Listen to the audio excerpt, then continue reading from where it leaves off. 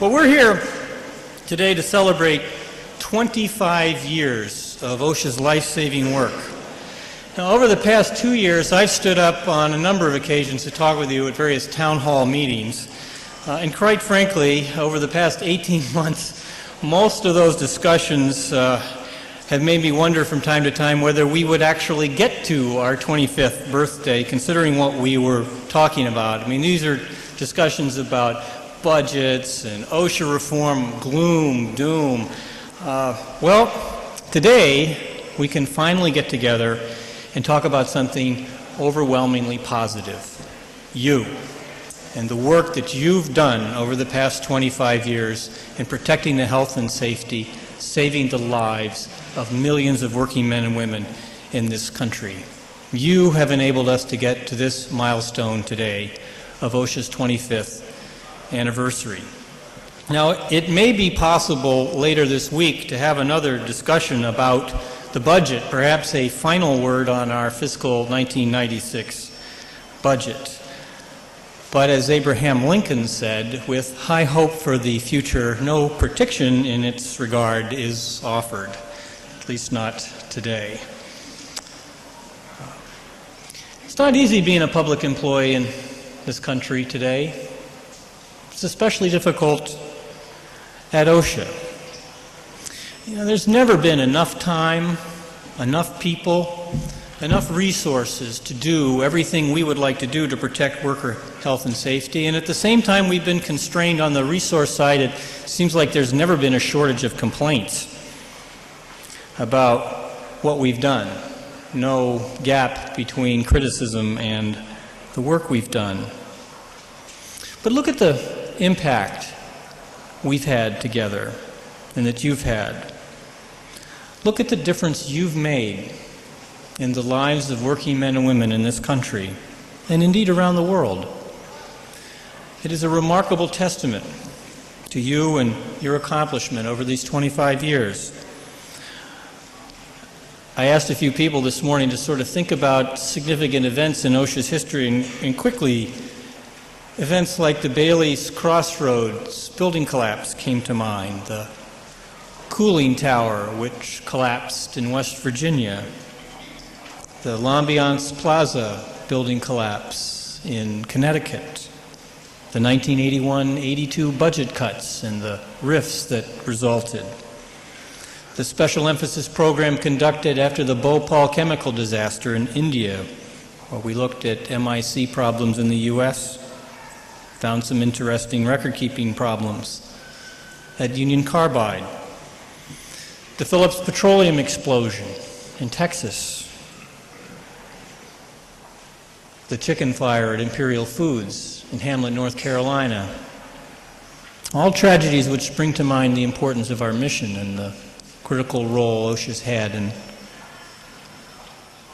bringing to bear and focusing public outrage on these incredible violations of worker health and safety.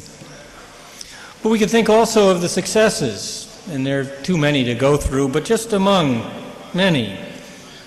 Guidelines to protect meatpacking workers from the hazards of repetitive motion, the egregious penalty policy, the cotton dust and benzene decisions from the United States Supreme Court establishing the basis for OSHA's standard setting, the vinyl chloride standard, the trenching standard, the resumption of federal enforcement in California after California returned the state plan to us, and more recently the complaint policy where we phone and fax and get hazards abated more quickly with less resources.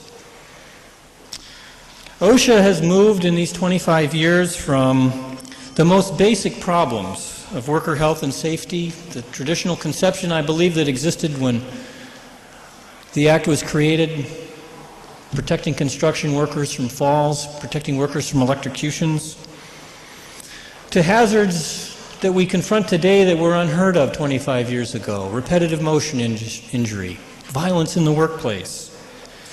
And in every one of these instances, you have met every challenge. Now, over the past 2 years, or the past 18 months, I have to confess there have been moments when I've wondered whether we collectively this time would find the challenges to be too much, or whether I would find them to be too much.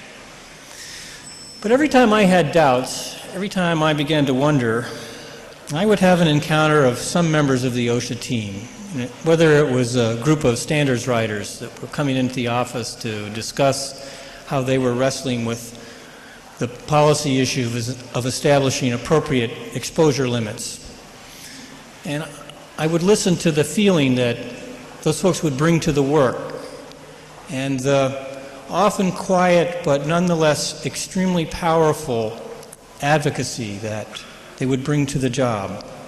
Or I would think about being in the field, meeting with staff in the field office and listening to them as they tried to sort out priorities. Did we want more partnership? Did we want more enforcement? And I'd say, no, we want both. And they would talk about the successes they had locally, the initiatives, the innovations that they'd come up with to improve the work. Or I think back here in the national office as a group wrestles, a team wrestles with developing a new penalty policy or some other policy. And I think about the commitment. I think about the heart that you've put into the work, and I would come away inspired to go back to the Hill one more time, to argue with our opponents one more time, to fight for our budget one more time. So from a very personal perspective, thank you. Now, we say thank you for many things in our society. If somebody opens the door for us, we say thank you. If you pick up a piece of paper you dropped, we say thank you. And when I say thank you today, I'm clearly trying to put a lot more into it.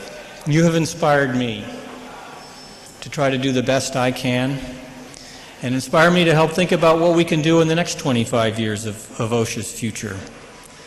So, for me, thank you, and on behalf of the hundreds of thousands of workers who will never have a chance to meet you, but whose lives you have impacted immeasurably, thank you.